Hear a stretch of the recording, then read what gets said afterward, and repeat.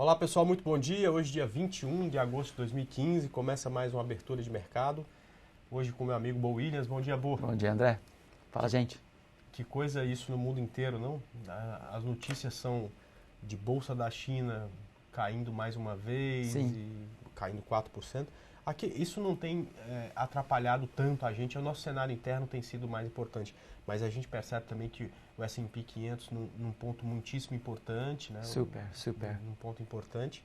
E aqui continua aí essa briga política e cada dia uma novidade. Ontem o presidente da Câmara foi denunciado, né? E ficou... Enfim. E o Ibovespa, na minha opinião, também é um ponto muito importante. É um ponto de uma decisão se a gente vai cair com muita força ou se vamos passar por um processo de repique, né? Uhum. Então tem muito assunto para a gente falar hoje. Volatilidade vamos ter, com certeza. Tem muita gente que fala exatamente sobre isso. Ontem eu fiz até um vídeo falando sobre isso, né? Ontem as pessoas me perguntavam sobre a negociação com o dólar, né? Uhum. E falavam que é verdade que em 2014, até começar lá aquela especulação eleitoral, o dólar variava muito pouco, era muito difícil de fazer trade de 5, 10 pontos no dólar. Eu Parado, falei, é verdade, o É. dólar não andava quase nada. Aliás, teve um período, naquele período que o Banco Central interferia na cotação do dólar, que ele não caía de jeito nenhum, mas também não subia, então passava o dia lateral. Sim. Mas o que eu falei também é que o mercado sempre vai arrumar um trade, né? E aí eu estava lembrando de desde quando a gente começou, e no mercado a gente começou de verdade meio que junto, né? Porque foi em 2008 que a gente começou a tradear junto, pelo trade ao vivo, Sim. né? Para quem não sabe, eu e o Bo, nós fomos sócios do trade ao vivo. O Igor começou com o trade ao vivo em 2007, Certo. aí alguns meses depois eu cheguei, alguns meses depois o Bo chegou, a gente cresceu pro mercado junto, né? Todo Sim. mundo, quando a gente era pequenininho, tinha poucos clientes, quando a gente cresceu a gente estava junto. E aí eu comecei a me lembrar, porque a gente sempre arrumou um trade, né? No começo era com opções, depois era, na época da crise, era com as ações, que as ações variavam 10%, depois Certo. com índice, depois com dólar, quer dizer, o mercado sempre acaba achando algo que tem volatilidade pra Ele gente não fica operar. parado, não. É. Pois bem, hoje a gente amanheceu com um pouco de queda, mas ainda não furamos o fundo de ontem, que eu considero um fundo muito importante. O dólar aí amanheceu com um pouco de alta. E boa, eu queria falar um pouco do Ibovespa, antes de começar a responder as perguntas do pessoal. Eu queria passar a minha visão, queria que você passasse a sua também, Claro, pode ser? claro, Posso sim. começar aqui? Eu quero mostrar aqui o Ibovespa no gráfico diário e no gráfico semanal.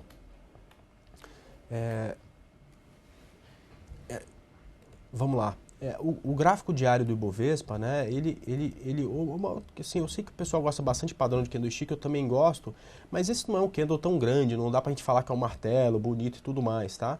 O que a gente percebeu foi que ontem, com o mercado externo caindo barbaridade, né, o nosso mercado ficou meio que lateral, mas eu queria colocar mesmo no gráfico semanal, limpo, certo? Só com as médias móveis, para a gente observar aí este momento, tá? Então, eu tracei já há bastante tempo, e repito aqui com vocês, né? Uma linha de tendência de alta, ligando o fundo aqui de 2 anos atrás, de julho de 2013, depois ligando aqui o fundo de março de 2014, depois ligando aqui o fundo de dezembro de 2014, e agora a gente percebe que o preço está exatamente em cima dessa linha azul, né? Ela até teve, o candle semanal até teve negociando abaixo, mas se a gente tivesse fechado a semana ontem, a gente estaria fechando em cima dessa linha azul. Eu entendo esse aqui como um bom ponto de suporte. Entendo também que mesmo se a gente fechar um pouco abaixo, muito aqui perto tem alguns fundos importantes, né? Então esse é um ponto, mais uma vez, estou falando isso desde domingo, né? Esse é um ponto, na minha opinião, muito importante para a gente encontrar suporte. É claro que a gente não pode dizer para onde o mercado vai, mas observando os padrões que aconteceram no passado, né, esse é um bom ponto para que a gente tenha um forte movimento. Eu, particularmente, acredito num repique a partir desse ponto. Eu fiz até um trabalho interessante, eu comecei a medir todas essas ondas aqui anteriores de queda que a gente teve, e até voltei bem mais, né? Voltei aí mais 2 anos, né? Que é exatamente quando a gente começou a ter esse padrão. Então, medindo todas essas ondas de queda que a gente teve no passado, essas ondas tiveram todas, né, em torno de 20%, 22%, né? Que é exatamente o mesmo tamanho, deixa eu só marcar mais essa, que é exatamente o mesmo tamanho dessa onda que a gente tem agora, tá? Vamos lá, que é mais ou menos o mesmo tamanho dessa onda que a gente tem agora, né? Então, até por observar padrões que aconteceram antigamente, né, sempre depois dessas ondas de queda aí que tinham em torno de 20, 22%, a gente veio para um pouco de repique. E outra coisa que me chama a atenção é que alguns setores importantes para o Ibovespa, como o setor de financeiro, que são 30% do Ibovespa, também estão fazendo uma onda muito grande, né? Então chega uma hora que, é claro, o preço está caindo.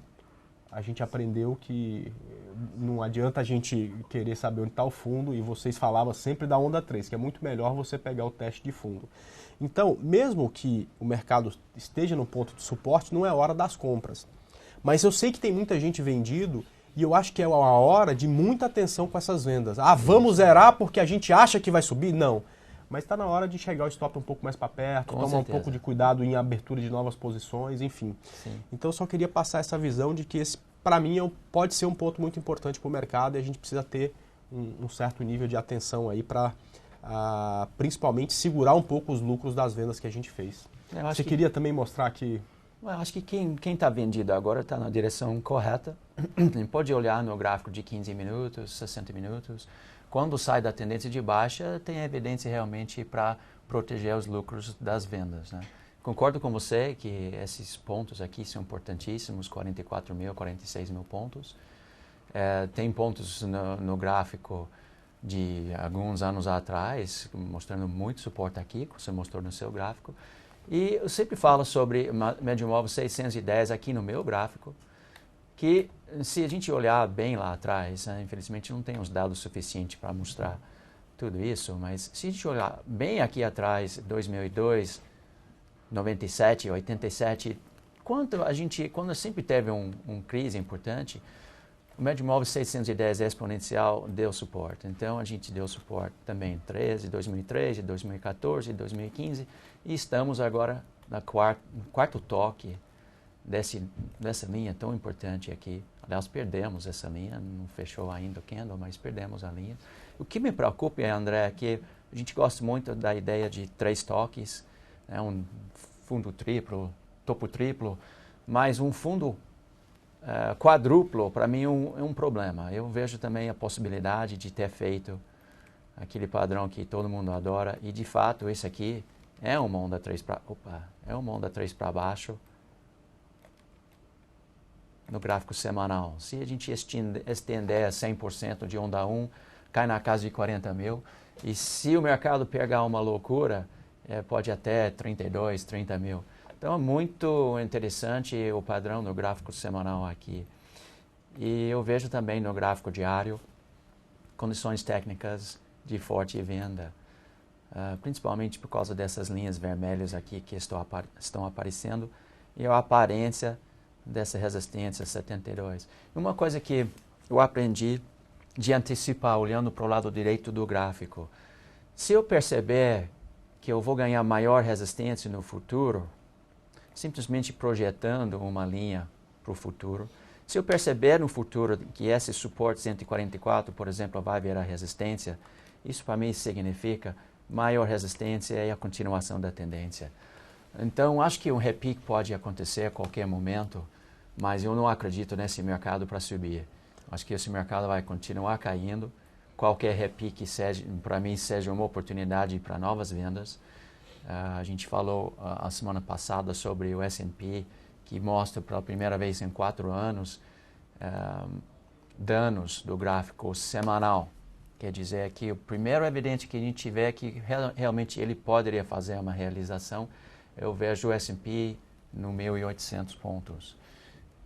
E aí você sabe, lá tem quando tem lá o gripe, aqui tem pneumonia, né? Então, acho que a gente pode ver, não agora. Por isso, eu acho que o repique também é possível, chegando nesses pontos de suporte. O timing, normalmente, nos Estados Unidos, começa em setembro, outubro, depois que os americanos voltam das férias e passam um Labor Day weekend, né? Então, nos primeiros 2 semanas de setembro, provavelmente vai ter muito mais volume, mais volatilidade lá e mais sinais aqui para a gente. A gente não pode dizer para onde o mercado vai, mas eu posso desenhar aqui no gráfico o que eu gostaria que acontecesse. Sim, sim. Eu vou te mostrar aqui o que eu acho que seria para o trader, para o cara que quer especular, o ideal, né? É difícil, depois de uma onda desse tamanho, que como eu falei tem cerca de 22%, a gente iniciar venda, né? Porque Sim. isso significa que Petrobras, as ações mais importantes para o Ibovespa, né, já tem também uma perna muito grande de queda, né? E aí o gerenciamento de risco fica de ponta cabeça. Mesmo que caia aqui a 40 mil pontos, 42 mil pontos, o stop está lá em cima, quer dizer, Sim. é ruim de gerenciar risco, né? Então o ideal seria isso aqui, uma vinda aqui até essas médias móveis, encontrar um pouco de dificuldade aqui para a gente ter tempo de analisar com cuidado, pensar, para você ter sinais, de repente até pivôs de baixa nos 60 minutos, para quando começar a cair a gente fazer uma venda, que aí fica muito mais interessante, porque aí você vende aqui, com stop aqui e com alvo continuando aqui embaixo, né? Então aí a coisa fica muito mais interessante. Perfeito, né? perfeito. Quando você pega, por exemplo, Itaú, eu no estudo de domingo de 2 semanas atrás, eu dei venda em Itaú. Ela já estava com um movimento forte, mas eu acreditava realmente aqui que ela perdendo esse suporte aqui, que é um suporte de 1 ano, que ela ficou andando de lado, né? Então, desconsiderando apenas esse candle aqui atrás, que foi quando a Dilma ganhou a eleição e no dia o mercado amanheceu caindo e já voltou, esse para mim era o ponto mais importante com ela. Aí você percebe o seguinte, ela andou pra caramba, se a gente pegar essa perna dela aqui, ela fez aí 18, 19% e chega muito perto aqui de um ponto importante aqui de 100% de onda 3. Então olha o que acontece. Se a gente vende nesse ponto, o alvo está aqui, o alvo está aqui e o stop está longe. Se ela dá uma colher de chá de vira aqui perto dos R$29 e faz, o alvo continua aqui e o stop vai ficar mais barato. Então era realmente o que eu gostaria que acontecesse. Eu acho que é a mesma visão que você tem, né? De um repique na região de média móvel, né? Nessa região aqui de 50 mil pontos, 51 mil pontos, para a gente ter uma possibilidade de uma venda mais tranquila e com melhor gerenciamento de risco. Né? Sim, eu concordo que seria o melhor cenário realmente um repique para a gente vender de novo. Vamos ficar de olho no gráfico de 15 minutos, enquanto ele estiver caindo, não dá onda 3 para a gente. Onda 3 é lindo, né? Porque ele começa no 15 minutos para o swing trader, começa no 15 minutos.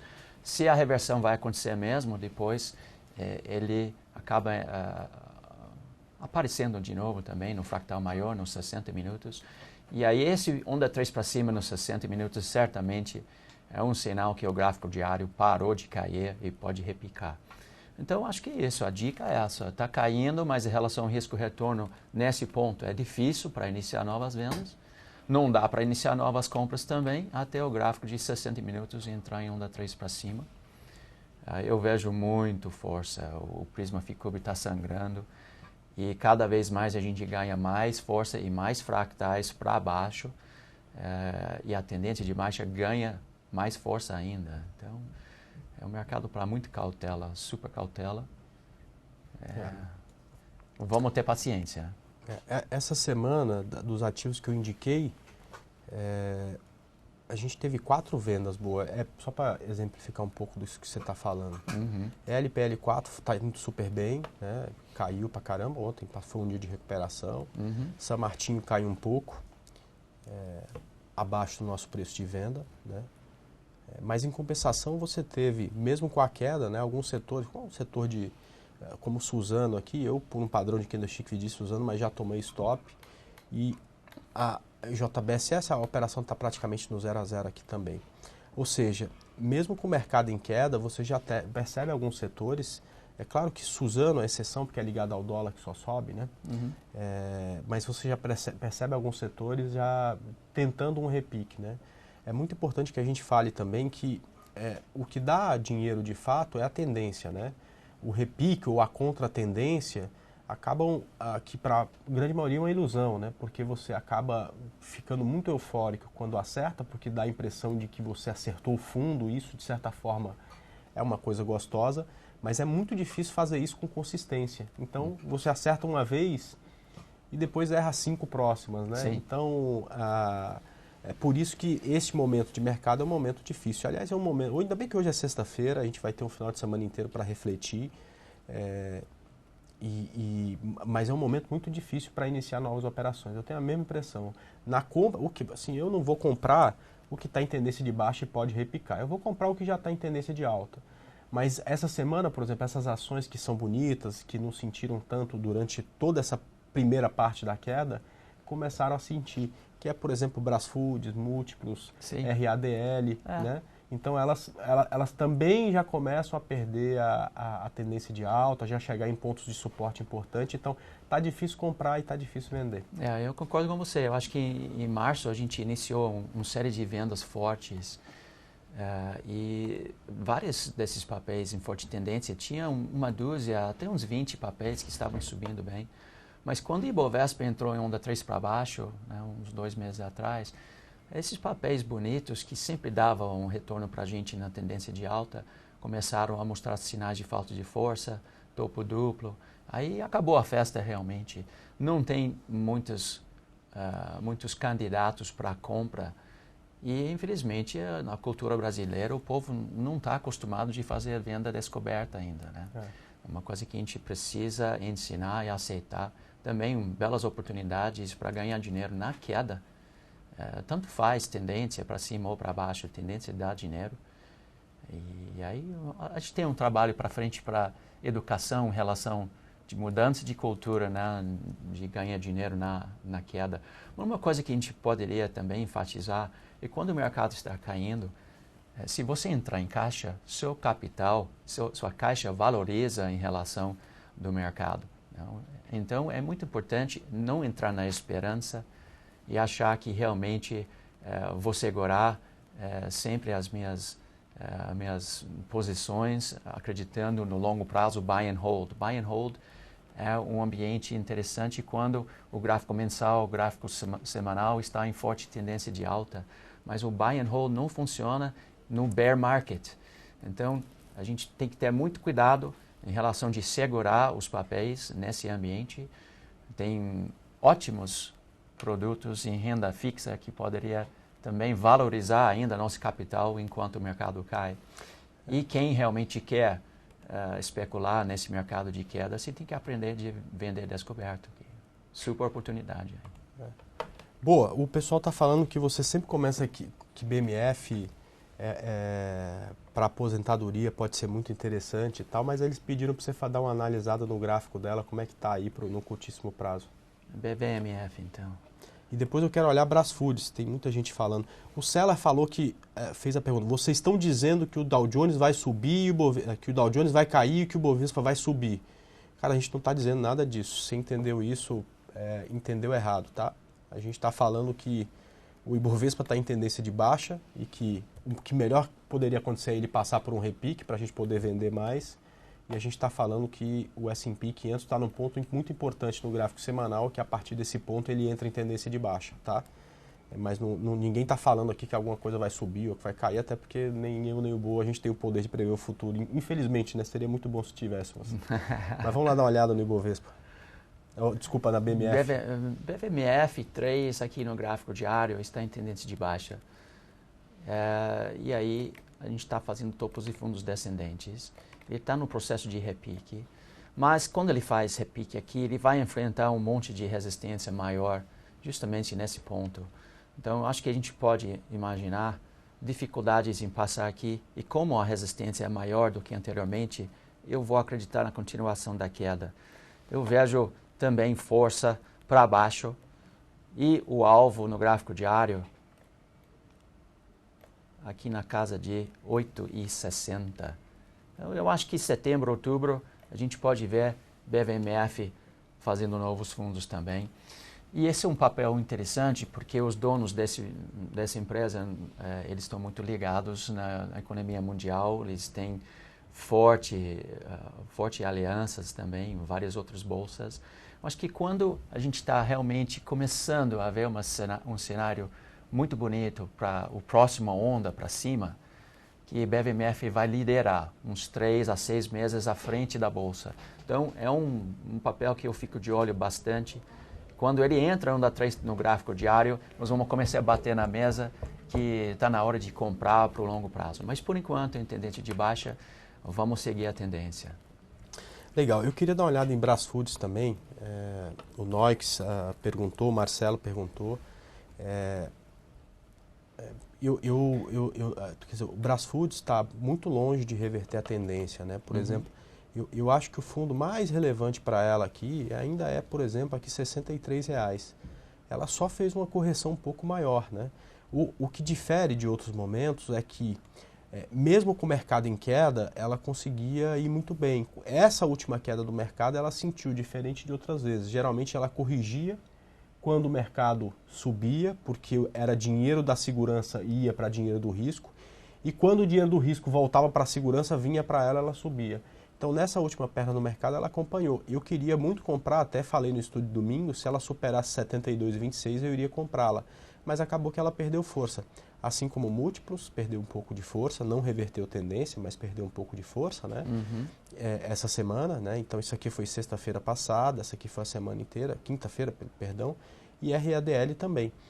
A RADL também perdeu um pouco de força. Mesma coisa, o fundo importante de RADL ainda está aqui embaixo, né? Então, ainda tem muito tempo, ela tem muito que cair até a gente falar em reversão de tendência, mas elas perderam um pouco de força. Outra que também já foi perguntada, que é o Seller perguntou, que foi a Ciel3. Opa.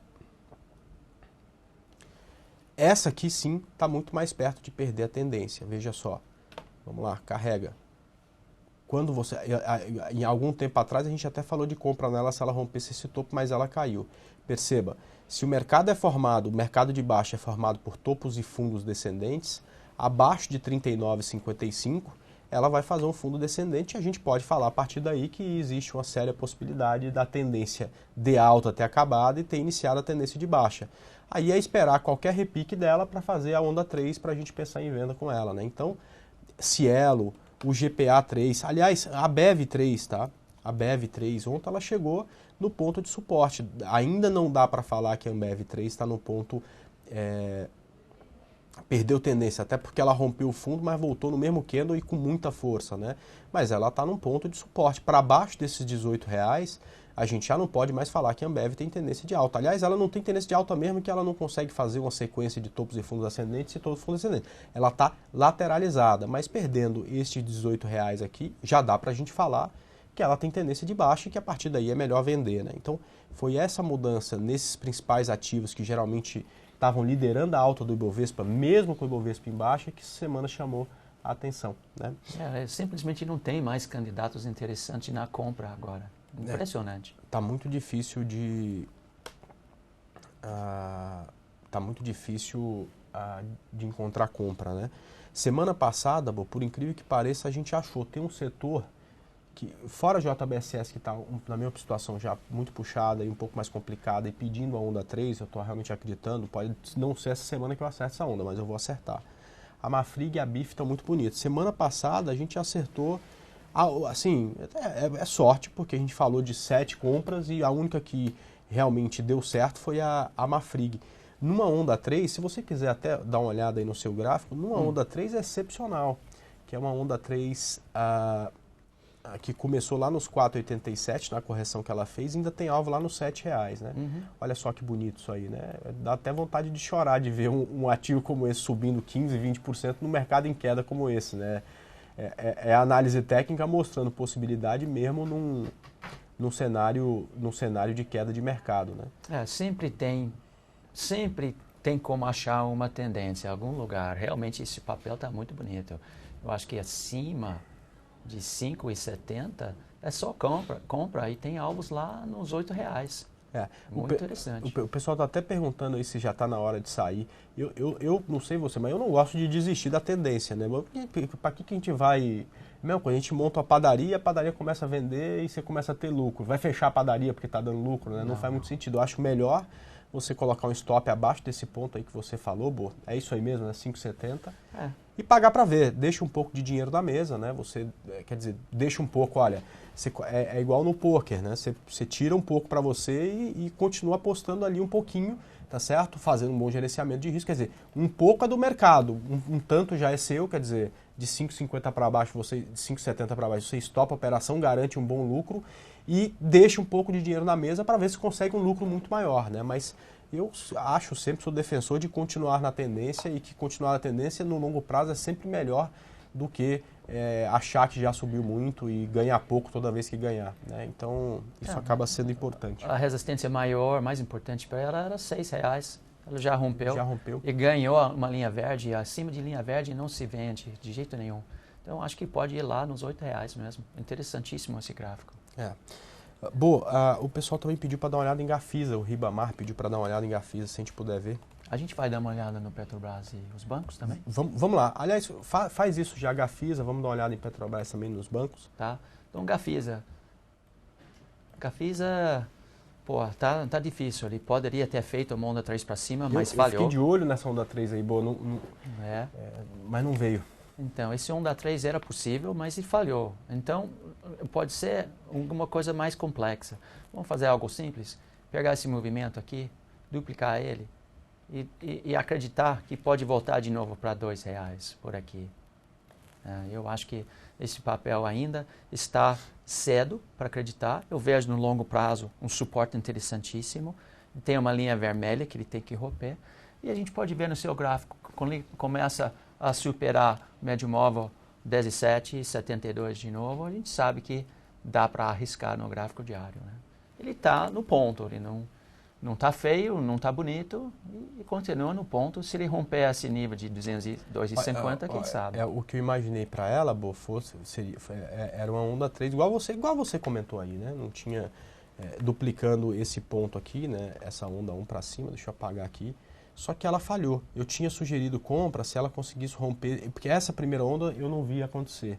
Aí quando eu vi, ela estava aqui. Eu falei, olha, pessoal, tem uma dificuldade aqui nos 2,70, se ela romper isso, vamos comprar. Só que ela perdeu força nas últimas semanas. Tá complexo aqui. Agora, o interessante é que mesmo que ela rompa essa região aqui, o target para baixo, como você falou, é pequeno. Sim. 20 centavos, é 10%, mas para ela é muito pouco. 10% ela se mexe num dia, quer dizer... É um target muito pequeno, então também não acho que vale a pena não. Petri 4, eu dei venda há 2 semanas em Petrobras, no rompimento de 9,50. Certo. Com alvo em R$6, todo mundo fica bravo comigo, né? Porque Petri 4, mas era o alvo que eu enxerguei para ela no momento.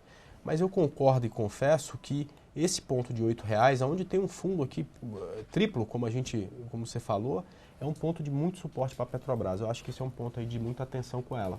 Mas é a história.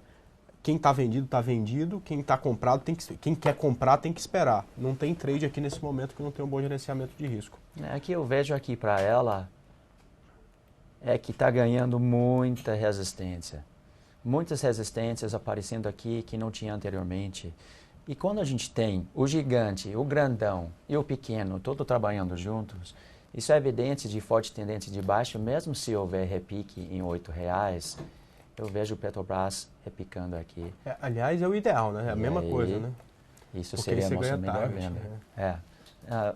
Aqui, na casa de R$10, R$12, provavelmente, se a gente tiver a boa sorte de ela subir até aqui, o mercado vai bater fortemente nela nos 11,60, por ali, eu acho. Então, no longo prazo, o Petrobras ainda continua em tendência de baixa, ganhando mais força ainda. Não tem falta de força ou evidência de divergência, nada. Qualquer repique a gente vai bater nela provavelmente. É a mesma coisa que eu vejo nos bancos. Eu queria que você mostrasse, para a gente encerrar, Itaú e Bradesco. Aliás, não sei se você sabe, mas é o melhor público que uma sexta-feira já viu aqui no call matinal. Que legal. 750 pessoas, uma sexta-feira está muito bom. Está todo mundo muito preocupado e desejando muito aprender, né? Então, muito bom. Então, eu vejo evidência de continuação da queda aqui. A gente ganhou maior... cor errado aqui. A gente ganhou maior resistência aqui, 144, do que anteriormente. E essa maior resistência não foi testado ainda. E tem linhas vermelhas em todo lugar. E perdemos médio móvel 610. Esse gráfico mostrando força para baixo, tudo indica que vai cair. Ou se repicar, volta a cair. Isso é um gráfico de YouTube, mas Bradesco também tem exatamente o mesmo formato. Então, eu sou bearish também no YouTube. Eu acho que isso é mais um gráfico que mostra para mim que depois o repique Ibovespa volta a cair também para fazer novos fundos em setembro, outubro. E você quer dar uma olhada também em Bradesco? Vamos. Vai ver que é basicamente a mesma coisa. É muito parecido, né? Parece o mesmo gráfico. Parece o mesmo gráfico. É queda ou é repique para novas vendas. Fica de olho na venda no R$ 26 a R$ 27. E depois, André, é uma coisa que vai assustar todo mundo. Eu tenho alvos aqui. Os dois não tem gigante aqui. Deixa eu ver se eu consigo puxar o meu modelo rapidinho. Aí, olha o alvo que eu tenho desse papel quando ele cai. R$ 20. Imagina algo que está agora em... Ok, ele está uns 23, não nada muito forte, mas se ele repicar aqui para 25, 26, voltar para R$ 20, é uma queda forte. Você acaba ganhando bastante alvo, né? Com certeza. Então, beleza. Muito obrigado pela participação. É sempre muito bom quando você... A gente tem um perfil muito parecido, né? Nós somos mais calmos, já estamos mais velhos também, mais experientes, né? Sim. É muito bom falar aqui com você, o pessoal gosta bastante também. Muito obrigado. Obrigado, André. A gente vai falar agora com o Bruno Sades, a gente vai falar um pouco sobre renda fixa e semana que vem está convidado já para voltar aqui. Muito obrigado, eu adoro. Parabéns pela programação aqui na InfoMoney. Muito bom. Deixa eu dar uma olhada enquanto a gente faz essa modificação. Eu queria dar uma olhada também em BBAS, que é o banco que ficou faltando. Vamos lá? Está aqui no gráfico já, né? Então, a BBAS é muito parecido com os outros dois gráficos, né? O fundo de BBAS demorou a mais para ser rompido, tá? Mas a gente também faz projeção de Fibonacci e é a mesma coisa dos outros dois, né? Olha só, também chegou nos alvos aí entre 100% e 127%, né? Então, para quem está vendido, muito bom. Tá, deu um belo retorno, não dá para pensar em compra. E muita atenção quem está vendido, porque justamente essa região aqui é uma região que o preço pode, com mais facilidade, passar ao menos por um repique, o que vai ser bom até para a gente pensar em iniciar novas compras, perfeito? Bom, Bruno Sades, muito obrigado pela presença novamente. Bom dia, André. Bom dia. Bom dia a todos. Você trouxe um monte de coisa aí, mas eu vou já sair um pouco da pauta e te fazer uma pergunta um pouco certeza. diferente, porque é o que muita gente tem me perguntado. É claro que com a bolsa desse jeito que está, com queda, com um período de certezas, fica muito convidativo o investimento em renda fixa, né? Renda fixa até 10 anos atrás era muito mais por fundos, mas hoje a gente tem vários produtos que são interessantes. Alguns que têm garantia do fundo garantidor de crédito, que é a mesma garantia que tem a poupança, e por ter essa garantia que ela é tão segura, ou seja, outros produtos também têm. E dentre esses produtos, tem produtos que têm isenção de imposto de renda e tem produtos que você paga imposto de renda. Eu quero falar mais especificamente de LCI, LCA e CDB. A rentabilidade do CDB geralmente é superior da LCI. Mas o CDB tem imposto de renda. Só que a partir de certo ponto, a rentabilidade do CDB fica muito convidativa, inclusive se você descontar o imposto de renda, né? E acaba superando a rentabilidade da LCI. Eu queria que você falasse um pouco com o pessoal sobre isso, até para tirar essa dúvida, o que vale mais a pena, ou que conta que a gente pode fazer para chegar a essa conclusão. Primeiro é um prazer poder explicar essa conta para tantas pessoas, para tantos ouvintes. Basicamente, André, o que tem que fazer é uma continha básica de imposto de renda. Se o ativo que você comprar, se o CDB que você comprar for vencer a partir de 2 anos, você pega a taxa que ele estiver na tela e tira 15%. Por exemplo, se tiver um CDB pagando 115% do CDI, com vencimento acima de 2 anos, você tira 15%, seria uma rentabilidade, a grosso modo, em torno de 100% do CDI. Por outro lado, se você comprasse uma LCI ou uma LCA para 1 ano, que estivesse pagando para você 95% do CDI, equivaleria a um CDB a 112,5% do CDI. Porque para 1 ano, o imposto de renda que você usa é 17,5% e não 15%.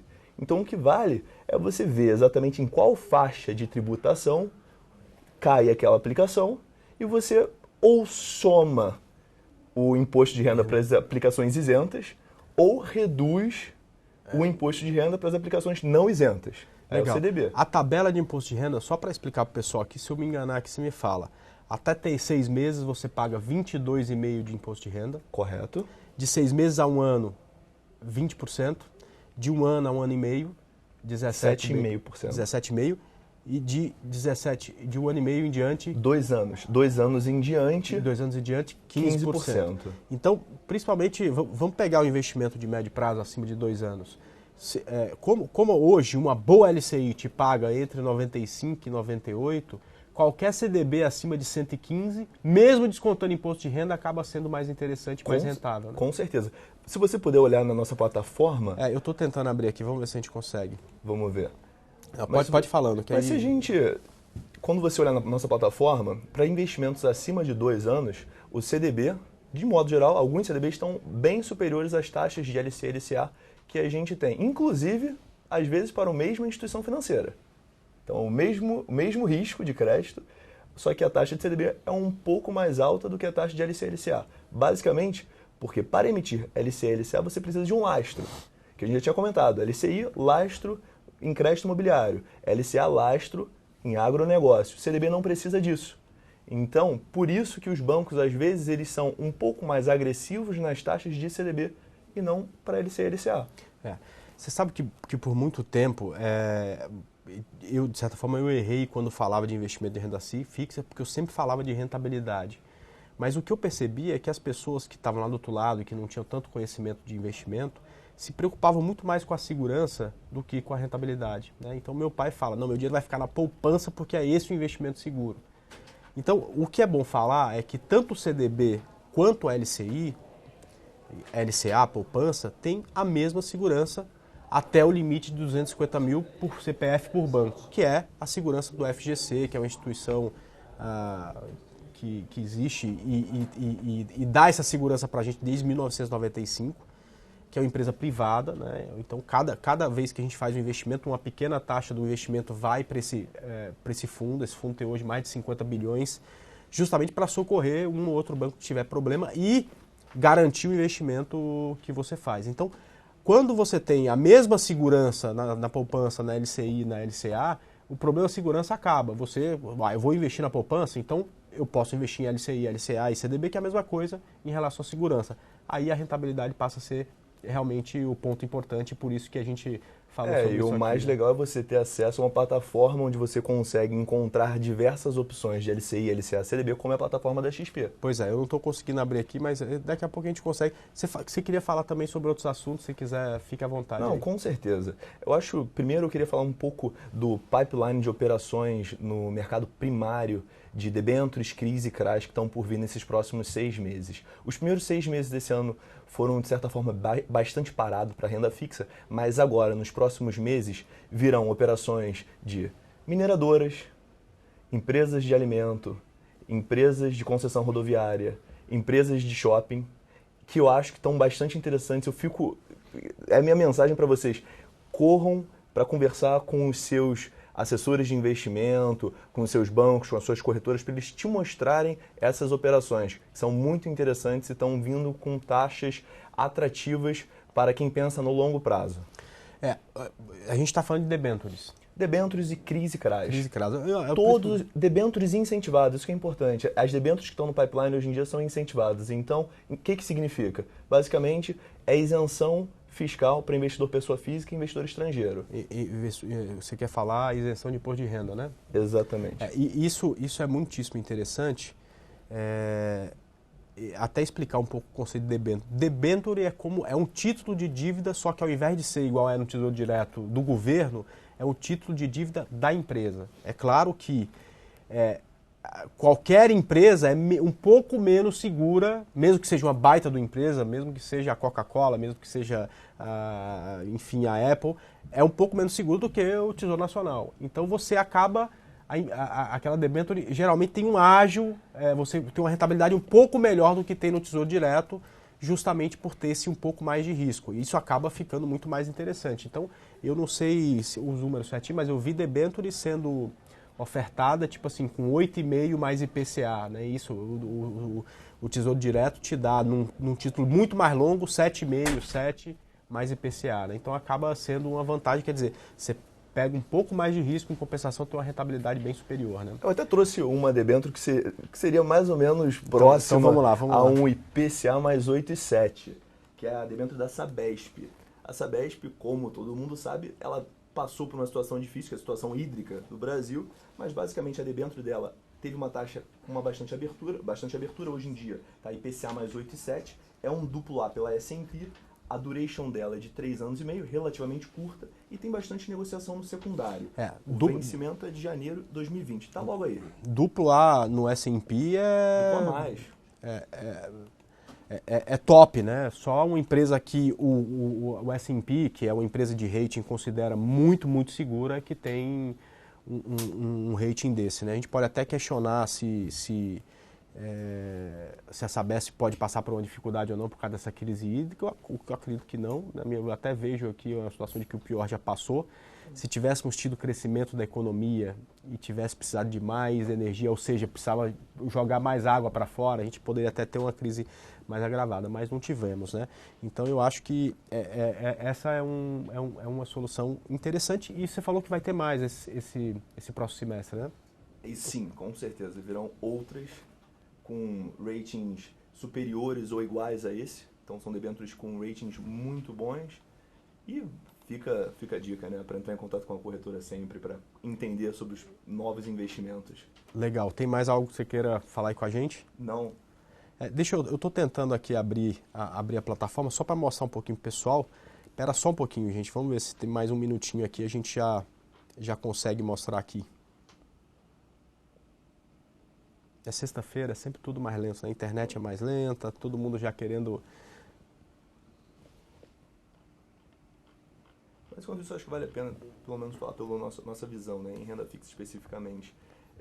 O nosso posicionamento para clientes é basicamente para investimentos pré-fixados, com vencimentos acima de 2019, 2020, então entraria os títulos públicos pré-fixados, as LTNs. Além disso, tem oportunidades nas NTNBs, né, são títulos públicos que são indexados à inflação, que pagam cupom semestral ou não, dependendo se ela é NTNB principal ou NTNB com pagamento de juros semestral, que estão com taxas bastante atrativas, muito próximas a IPCA mais 7, IPCA mais 7,20, dependendo do vencimento. E a gente acredita que com a possível queda da taxa de juros a partir do primeiro ou segundo trimestre do ano que vem, isso tem um resultado bastante positivo para o investidor. Perfeito. Bom, eu consegui aqui abrir, vamos só mostrar rapidinho, olha só. Aqui a gente está com oferta de LCI e CDB. Então, os LCIs hoje estão com a rentabilidade de 95,5%, aquilo que a gente estava falando, IPCA mais 5%, tem até 97% para um prazo um pouco maior. Em compensação, CDB, primeiro que você tem uma oferta muito maior. Já pegando o primeiro aqui, ó, 117% do CDI. É um prazo também superior a 2 anos, ou seja, você tem que descontar 15% de imposto de renda. Seriam 102. E 102. Então, quer dizer, no LCI você tem 97%, no CDB você teria 102%. Fazendo as contas, o cliente entraria no CDB. Legal. Bruno, muito obrigado pela participação. Sexta-feira que vem a gente está aqui de volta. Eu vou conversar agora com o Celso Plácido, que está de volta depois aí de 2 dias. Obrigado a todo mundo. Obrigado. Celso, você estava viajando pelo Brasil falando de investimento? Bom dia, André. É verdade. Bom dia a todos. Né? Visitei ali Belo Horizonte, também Vitória. E ontem, de manhã, participei do Bom Dia Espírito Santo, né, para falar sobre investimentos. E como destacou o próprio Bruno também, a gente pela área de alocação, é para aproveitar aí esse momento, né? Aproveitar juros, né? Até no Bom Dia Espírito Santo questionaram isso, poupança, não dá nem para dizer isso, né? O nome não tinha que ser poupança, devia ser alguma coisa, está perdedor, né? Você está perdendo dinheiro. A inflação agora saiu hoje, 9,57. Você tem a poupança entregando 7%, você está perdendo dinheiro. Então foi justamente para falar sobre esses investimentos e vários títulos aí dando oportunidade, principalmente alguns com desconto. Concordo, Sabesp não é uma empresa, não vai quebrar, nada disso, tem que aproveitar essa oportunidade aí, que está dando diversos prêmios aí no mercado. Mas fiquei fora esses 2 dias, ontem eu cheguei na parte da tarde aqui, mas estou de volta aí para a gente começar a nossa reunião matinal, André.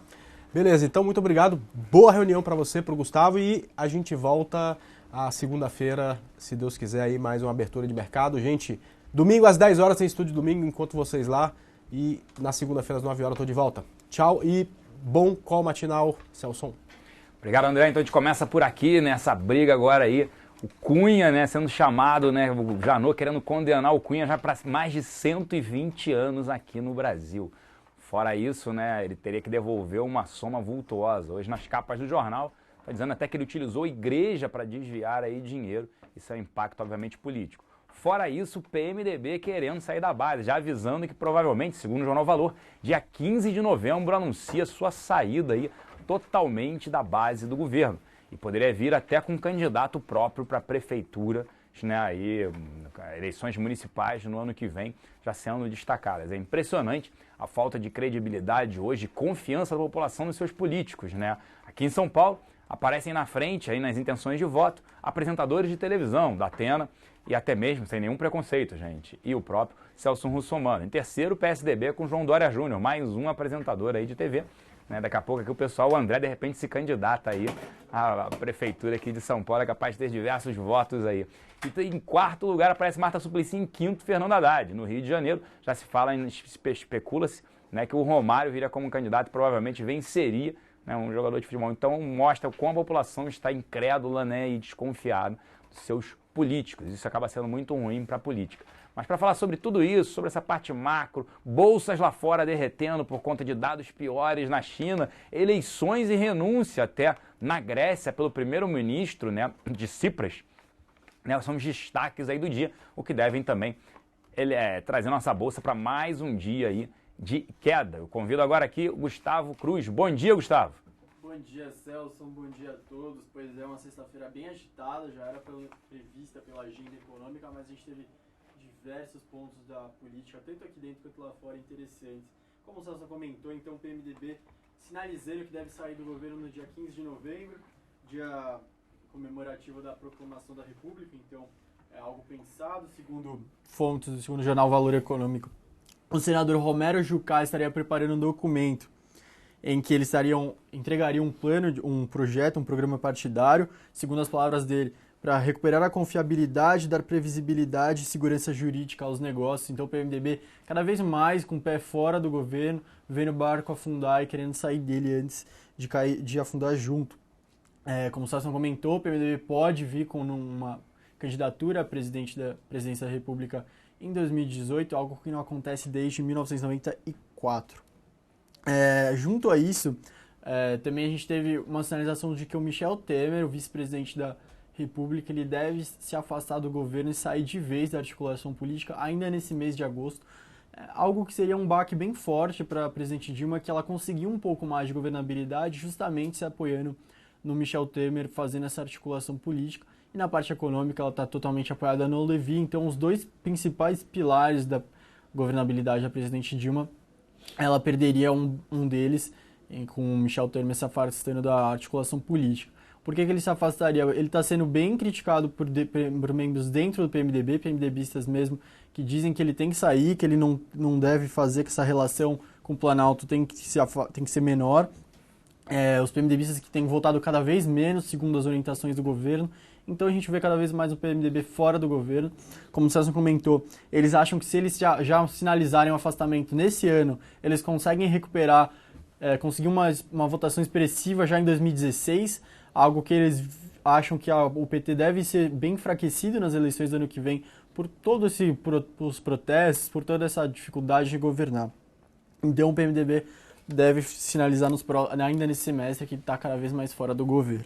Ontem a gente teve o ato pró-Dilma e o destaque desse ato foi que as críticas foram muito voltadas ao Joaquim Levy, ministro da Fazenda, e ao Eduardo Cunha, presidente da Câmara, que, como o Celso comentou, foi denunciado. O Eduardo Cunha, que hoje deu uma entrevista ao jornal Correio Brasiliense e criticou bastante como a mídia tem tratado, tem dito que não tem nada de pauta-bomba, que as pautas já tinham sido colocadas por líderes dos partidos e que ele não tem nada a ver com isso, que, segundo ele, quando o governo vê uma pauta que é contrária ao seu interesse, ele chama de pauta-bomba, e quando é a favor do seu interesse, ele critica o Cunha pela demora.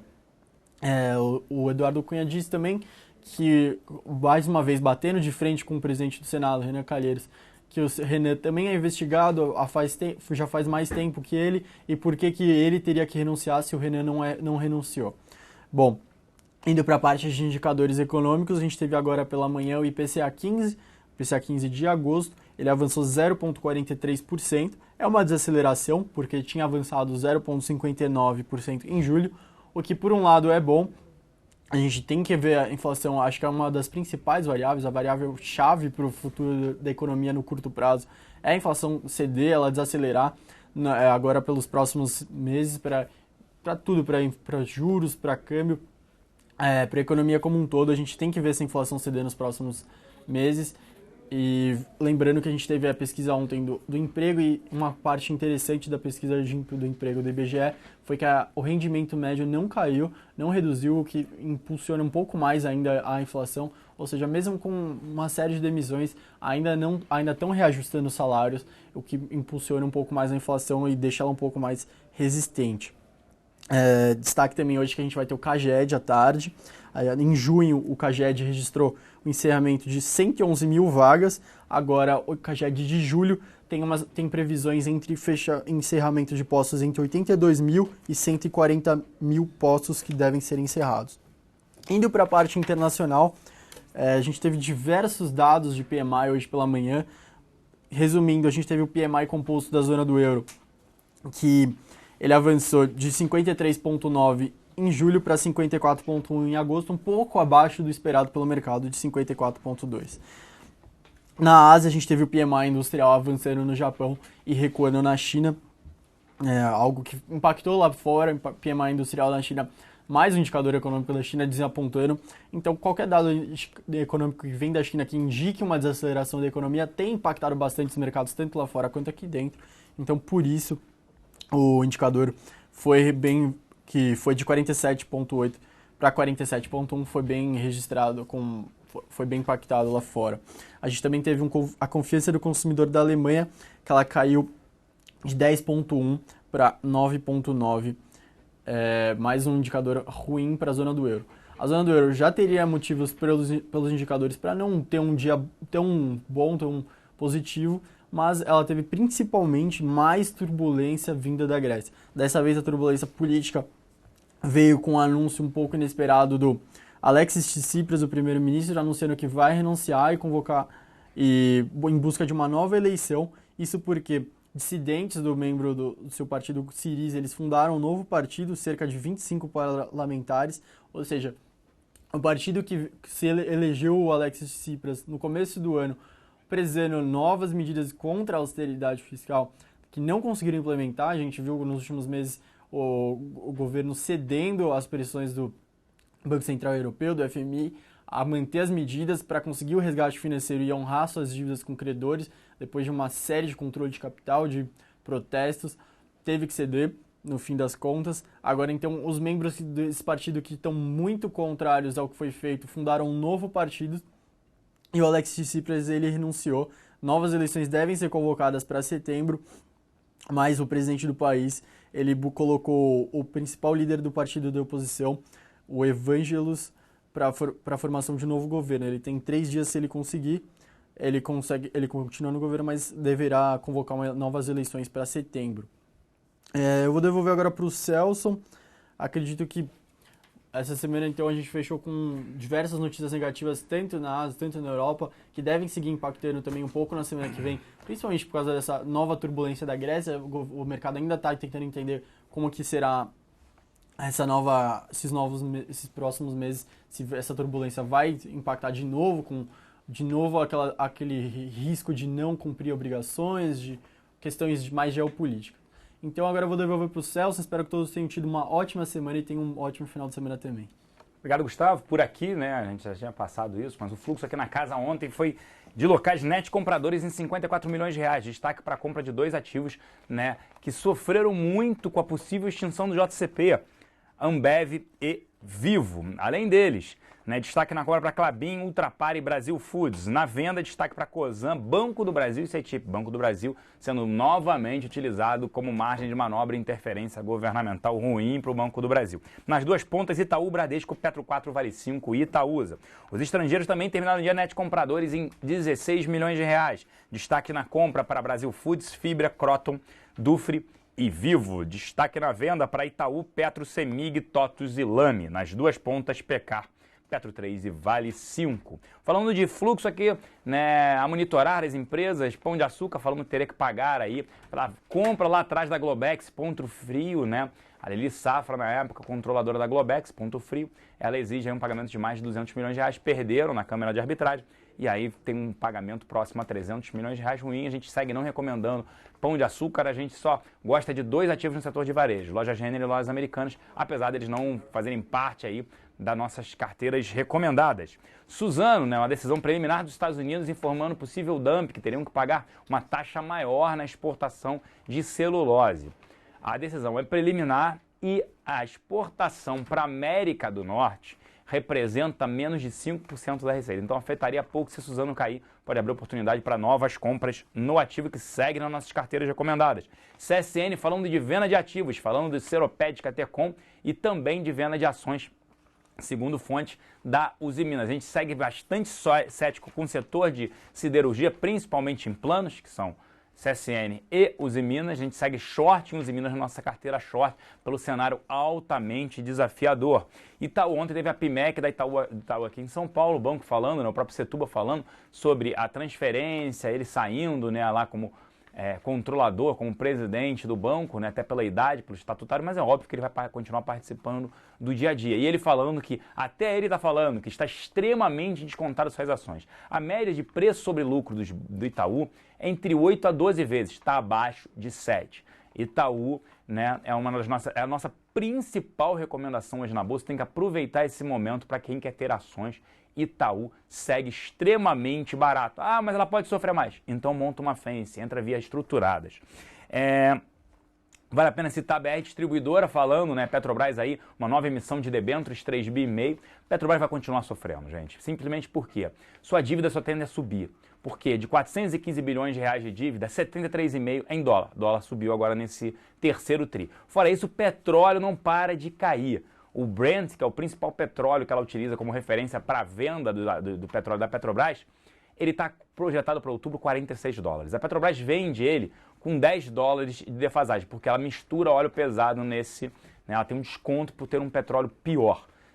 A extração no pré-sal, mais participações especiais, o lifting cost, mais participações especiais, atinge ali 35, 36 dólares, ou seja, começa a não ficar viável essa extração por conta principalmente da participação especial. A gente segue short em Petrobras, ativo deve continuar sofrendo por conta do preço do petróleo para baixo, endividamento subindo, a gente não recomenda exposição ao ativo.